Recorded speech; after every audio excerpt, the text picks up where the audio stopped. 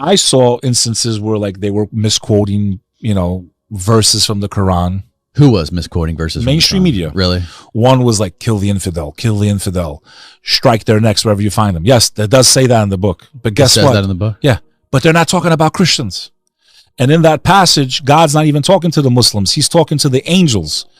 That verse that they loved using in the mainstream media about how they need to kill the infidel, Christians were not considered infidels in Islam. Who were they talking about? They were talking about the other pagan Arabs that were trying to destroy the Prophet Muhammad, who was bringing monotheism, who was telling people God is one, believe in Abraham, Moses, Jesus. These are all prophets of God. These people are praying to statues and a million different gods. They're the infidels. They're the pagans. So in that verse, they were at a battle, if I'm not mistaken. It was called Badr. It was the Battle of Badr. And historically, they were outnumbered 3-1. So the first Muslims were outnumbered 3-1. And God says in the Quran, he commands the angels, go and support the forces because they're outnumbered.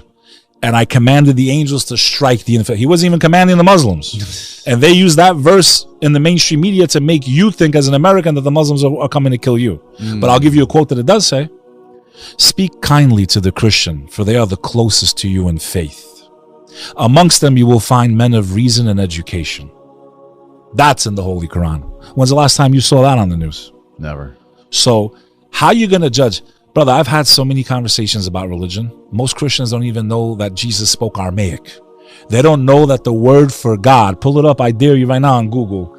Type in language of Jesus Christ. Do it right now on Google. Show me what power. I'm going to show you how dumb we are as a society and how far away you are listening to this right now, how far away you are from any concept of reality, truth, or being. So what was the language? There it pops up. Now, here's what I want you to do. Let me blow everybody's mind now. Aramaic.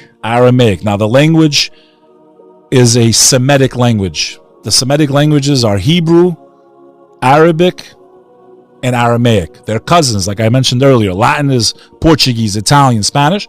Semitic languages. Now I want you to type this in, Aramaic, word for God, and watch what pops up. And let me teach you a lesson. The Aramaic word for God. Well, if that's the language of Christ, I should know. Now, what's the first search result? Read it. Say it. I know it's hard to say it. Say it. Alo-o. Where's the search result coming from in blue?